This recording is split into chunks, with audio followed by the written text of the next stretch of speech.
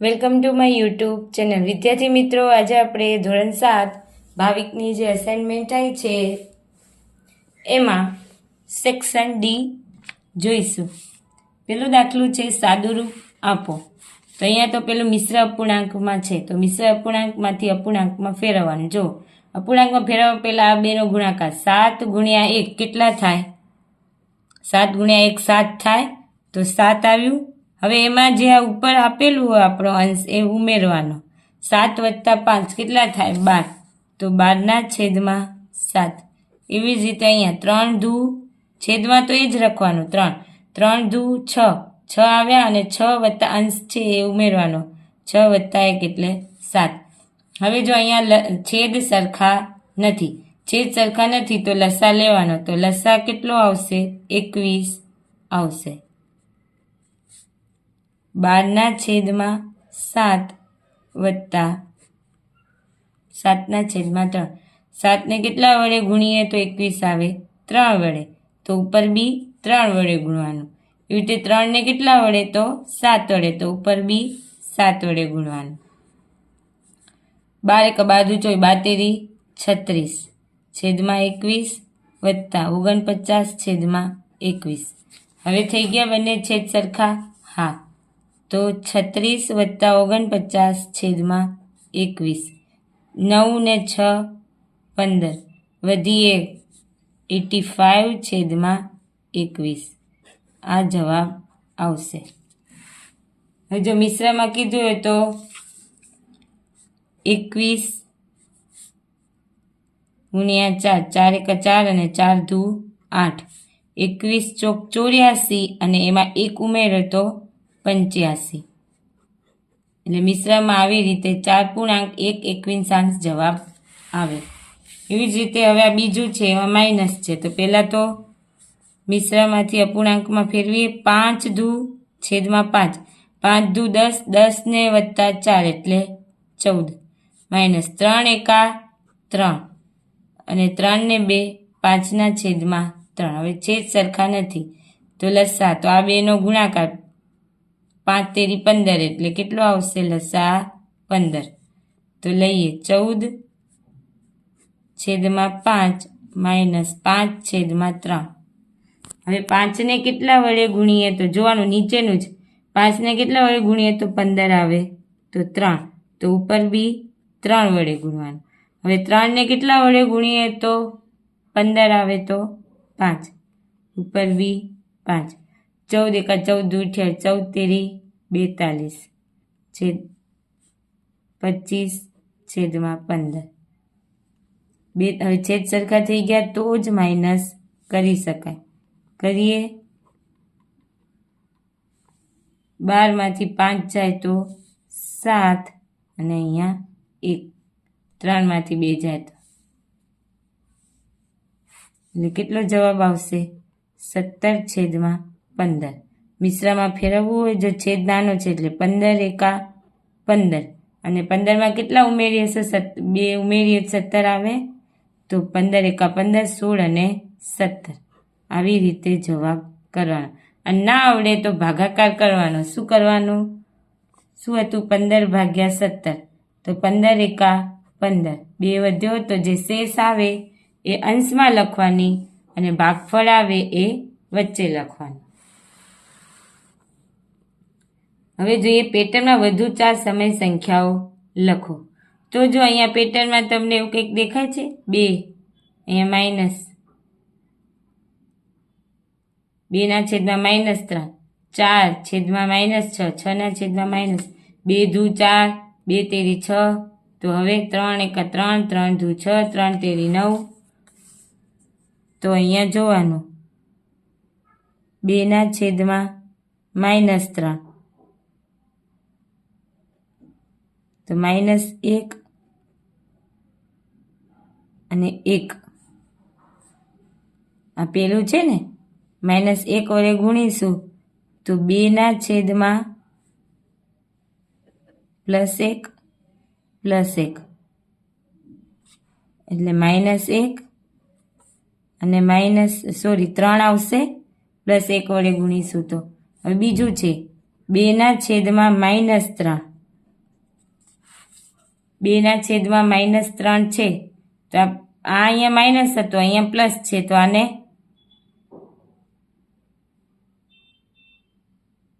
આ -2/3 હતું ને, -2/3 એને કેટલા વડે, અહીંયા -1 વડે, તો નીચે બી -1 વડે ગુણીશું તો માઇનસ માઇનસ +2 અને 3 એકા 3 પણ 3. પછી બીજું છે આ જે માઇનસ શું આપેલું હતું, -2/3 તો એને -2 વડે ગુણીશું, નીચે બી -2 વડે ગુણીશું તો 2 દુ 4 પણ માઇનસ માઇનસ પ્લસ 3 દુ 6 કેવા માઇનસ. એવી રીતે -2/3 છે એને -3 વડે ગુણીશું, નીચે બી તો 3 દુ 6 પણ માઇનસ માઇનસ પ્લસ અને 3 તેરી 9 એટલે 6/9 આવ્યું.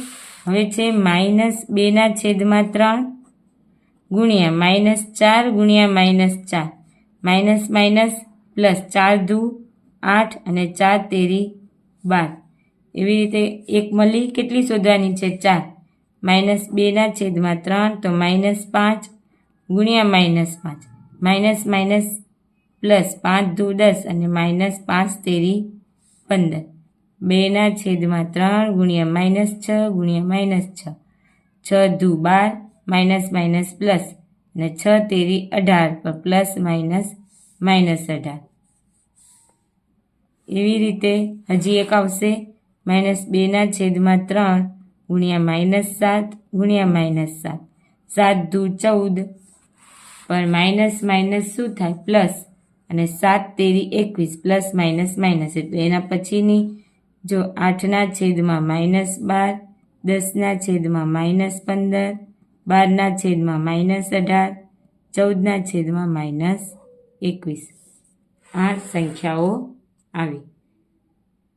હવે ત્રીજું છે નીચેનામાં દરેક કઈ સંખ્યા મોટી છે. મોટી છે એ જોવા માટે પહેલાં તો આપણે છેદ સરખા કરવા પડશે. જો અહીંયા 6 અને 3 છે તો 3ના ઘડિયામાં 6 આવી જાય, હા, તો લસા કેટલો આવશે 6. તો હવે આને તો કંઈ ગુણવાની જરૂર નથી, આપણે 1 વડે ગુણીએ, ના ગુણવાનું હોય. ચાલો માઇનસ માઇનસ 4 અને 3ને 2 વડે છેદમાં તો ઉપર બી 2 વડે.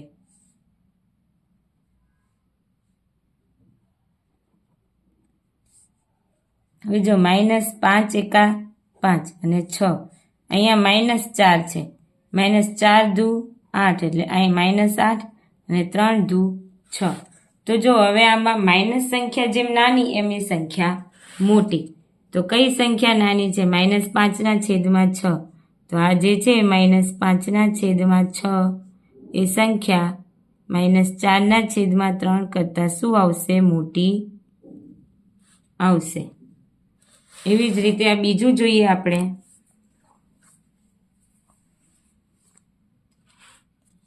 મિશ્રમાં છે 7 તેરી 21 21 ને 2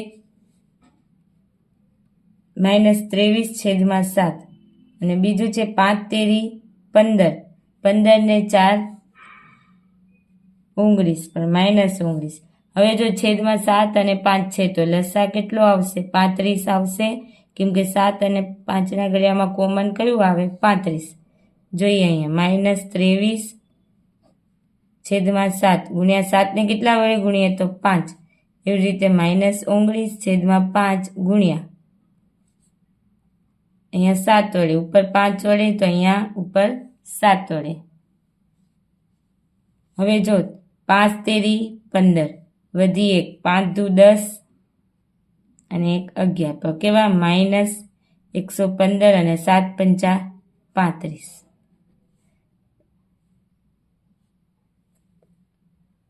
તે છેદમાં 35 9 સત્તા 63 વધી 6 7 એકા 7 133 પણ કેવા -19 સત્તા 133 થાય. હવે જો આમાં નાની સંખ્યાઓ એ મોટી હોય એટલે નાની કઈ છે 115, તો કઈ સંખ્યા મોટી આવશે, આમ લખી પછી જે ઓરિજિનલ સંખ્યાઓ એ લખી અને તમારે દર્શાવવાનું. આ સંખ્યા કેવી આવશે? તમારે મોટી આવશે.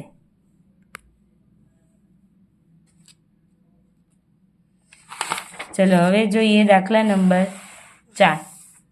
શું કીધું છે? ગણતરી કરી અને કઈ સંખ્યા મોટી છે કે નાની. જેવું કર્યું છે એવું જ કરવાનું છે. ચલો 5/7. તો અહીંયા લસા કેટલો આવશે? જો આ માઇનસ માઇનસ ઉડી જશે એટલે લસા 35. નહીં તો એવું થાય કે એક માઇનસ હોય ને એક પ્લસ હોય તો હંમેશા પ્લસ વાળી, પણ અહીંયા માઇનસ માઇનસ ઉડી જશે એટલે 5/7. બીજી કઈ છે? 4/5. હવે 7 ને 5 વડે તો ઉપર બી 5 વડે, 5 ને 7 વડે તો ઉપર બી 7 વડે ગુણવાનું. પાયો પાયો 25, 7 પંચા 35, 7 ચોક 28, 7 પંચા 35. તો આમાં કઈ સંખ્યા મોટી થઈ? આ સંખ્યા. એટલે સંખ્યા કઈ છે? 5/7 -4 -5. આ સંખ્યા શું આવે? મોટી આવે. હવે અહીંયા જો આપેલું છે -8/7 અને બીજું 16/14. તો 7 દુ 14 અને 8 દુ 16. તો જો સંખ્યા કેવી થઈ ગઈ? બરાબર થઈ ગઈ. થઈ ગઈ ને? આ બી -8/7 એટલે શું આવશે? બરાબર. હવે જોઈએ પેટર્નમાં વધુ 4 સંખ્યા લખો. અસાઇનમેન્ટમાં તમારે 2/7 અહીંયા ખોટું આપેલું. જો છેદમાં નીચે 7, 14, 21 અહીંયા 12 હતું. 12ની જગ્યાએ આપણે 14, 21 અને 28. એટલે ઉપર 7 નો ગળ્યો, સોરી નીચે 7 નો ગળ્યો છે તો ઉપર 2 નો ગળ્યો. 2 દુ 4, પછી 2 તેરી 6, 2 ચોક 8, એટલે 7 ચોક 28. તો હવે લખીએ આગળ 2 પંચા 10, તો 7 પંચા 35, 2 છક 12, તો 7 છક 42, 2 સત્તા 14, તો 7 સત્તું 49 અને 2 અઠા 16, તો 8 સત્તું 56. જો 7 એકા 7 દુ 14, 7 તેરી 21, 7 ચોક 28, 7 પચાસ 35, 7 છક 42, 7 સત્તું 49, 7 8 56. એવી રીતે 2, 4, 6, 8, 10, 12, 14 અને 16. આ એને વધુ 4 સમય સંખ્યા છે. ચલો હવે છે નીચે આપેલ સંખ્યાને ચડતા ક્રમમાં લખો. ચડતા ક્રમમાં ગોઠવવા પેલું તો આપણે લસા લેવું પડશે. હવે 4ના ઘડિયામાં આવતી હોય, 2ના ઘડિયામાં આવતી હોય, 5ના ઘડિયામાં અને 4ના ઘડિયામાં, તો એવું 20 છે. તો લસા કેટલો થશે? 20. હવે જો આમાં તો સૌથી મોટી તો આ 3/4 જ આવશે, કેમ કે આ પ્લસ છે એટલે, પણ તોય આપણે કરીએ ×5 ×5 -2, 2 ને કેટલા વડે? 10 વડે, તો ઉપર બી 5 ને 4 વડે, -1/4,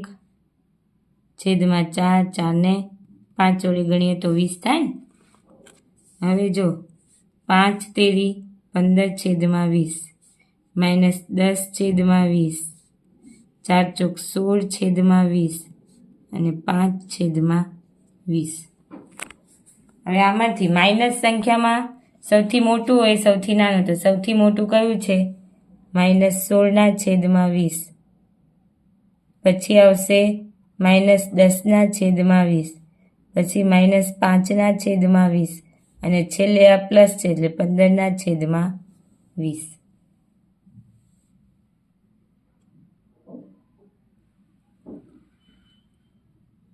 અને જો આ માઇનસ હોત તો અહીંયા આવત -16/20, -15/20 એ રીતે આવે.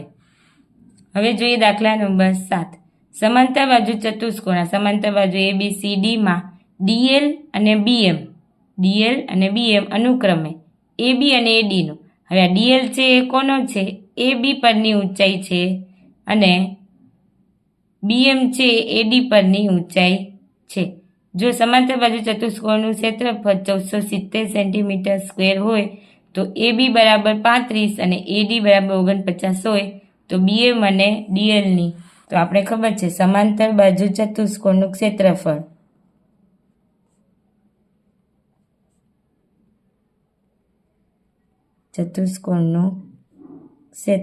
બરાબર 1/2 આપણે પાયો કયો લઈએ? AB, પાયો ગુણ્યા ઊંચાઈ. તો ઊંચાઈ કઈ આવશે? આ પાયો છે તેની ઊંચાઈ DL. તો લખીએ 1470 1/2. AB કેટલા છે? 35 અને ગુણ્યા DL 1470. આ ગુણાકારમાં આવશે 2, ભાગાકારમાં જશે અને DL. હવે 35 ભાગાકાર કરીએ આપણે 1470 ભાગ્યા 35. 35 ચોક 140 થાય. જો 4 પંચા 20, 4 તેર 72 અને 14 7, તો 35 દુ 70. તો ઉડાડશી અહીંયા કેટલું આવશે? 4 અને 2 42 દુ 84 થાય. તો DL બરાબર 84 સેન્ટીમીટર. એવી રીતે બીજું શોધીએ. કયું છે? BM છે. તો BMમાં આ AD શું થઈ? એની આધાર થયો. તો BM એની શું થઈ? ઊંચાઈ થઈ. તો લખીએ સમાંતર બાજુ ચતુષ્કોણનું ક્ષેત્રફળ બરાબર 1/2 ગુણ્યા AD અને ગુણ્યા BM. ઊંચાઈ થઈ ને એની. AD શું થયો? આધાર અને ઊંચાઈ BM. 1470 આપેલું છે 1/2. AD કેટલું આપેલું છે? 49 ગુણ્યા BM. 1470 ગુણ્યા 2. આ ભાગાકારમાં છે એટલે ગુણાકારમાં આવશે અને 49 છેદમાં જશે. BM. હવે જો 7 વડે આને ભાગીએ તો 7 7 49. 7 દુ 14, 7 એકા 0. હવે 7 તેરી 21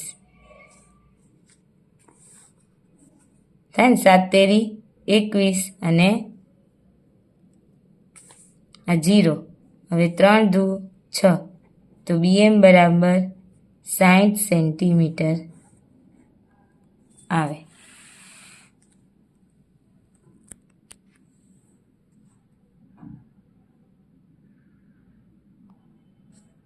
હવે જોઈએ 8મો. એક વર્તુળનો પરિઘ આપેલો છે. આ દાખલો આગળ આવી ગયો છે. તો તે વર્તુળનું ક્ષેત્રફળ શોધો.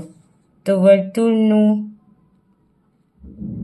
પરિઘ ઉપરથી આપણે ત્રિજ્યા મળશે 2πr. 4 2 ગુણ્યા r.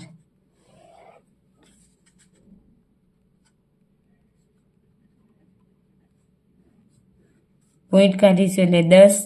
અહીંયા ગુણ્યા 2 314. પોઈન્ટ કાઢીશું એટલે 100 આવશે. 100 ઉપર જશે. r ઉડી ગયા 0 0. 5 એકા 5. તો r બરાબર 5 સેન્ટીમીટર. હવે વર્તુળનું ક્ષેત્રફળ πr². 314 ગુણ્યા 5 ગુણ્યા 5. 3.14 ગુણ્યા 25. હવે જો 3.14 ગુણ્યા 25 કરીએ. 25 ચોક 100 વધી 10. 25 એકા 25. 25 ને 10 35. 25 તેરી 75. 76 77 78. એટલે 78.50 સેન્ટીમીટરનો વર્ગ. કેમ 2 રકમ પછી પોઈન્ટ છે ને તો એ મૂકવી પડશે ને. કેટલો જવાબ આવશે? 78.50 સેન્ટીમીટરનો વર્ગ.